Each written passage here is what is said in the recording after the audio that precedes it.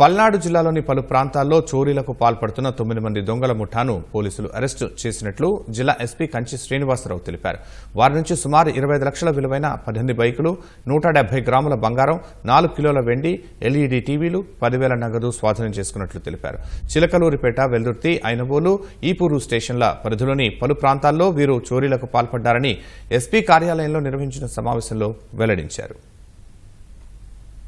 పల్నాడు, బాపట్ల, ప్రకాశంలో కలిపి మొత్తం ఒక 5 అఫెన్సెస్ని రాత్రిపూట దొంగతనాలు ఐడెంటిఫై చేయడం జరిగింది.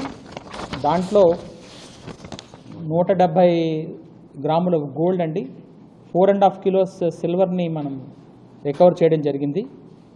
అట్లాగే ఐనవోలు పోలీస్ స్టేషన్ వాళ్ళు, అలాగే వెల్దుర్తి పోలీస్ కలిపి ఒక 18 మోటార్ బైక్స్ని రికవర్ చేయడం జరిగింది.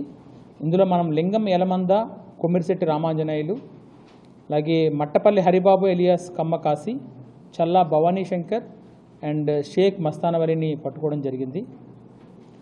తర్వాత ఈపూర్ పోలీస్ అండి, వీళ్ళు కొండ్రముట్ల సచివాలయంలో జరిగిన దాంట్లో జర్పాల వెంకటేశ్వర నాయక్, బూకియా బాలాజీ నాయక్, పూడివలస గణపతి, వీళ్ళు అక్కడ ఉన్నటువంటి టీవీలని, అదర్ కంప్యూటర్ రిలేటెడ్ గ్యాడ్జెట్స్ని వీళ్ళు థెఫ్ట్ చేయడం జరిగింది.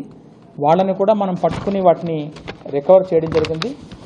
All together around 40 lakhs of worth of gold కానీ లేదా సిల్వర్ కానీ, ఈ మోటార్ బైక్స్, తర్వాత టీవీస్ కానీ, ఈ electronic gadgets, computer related electronic gadgets కానీ మనం వాళ్ళని పట్టుకోవడం జరిగింది.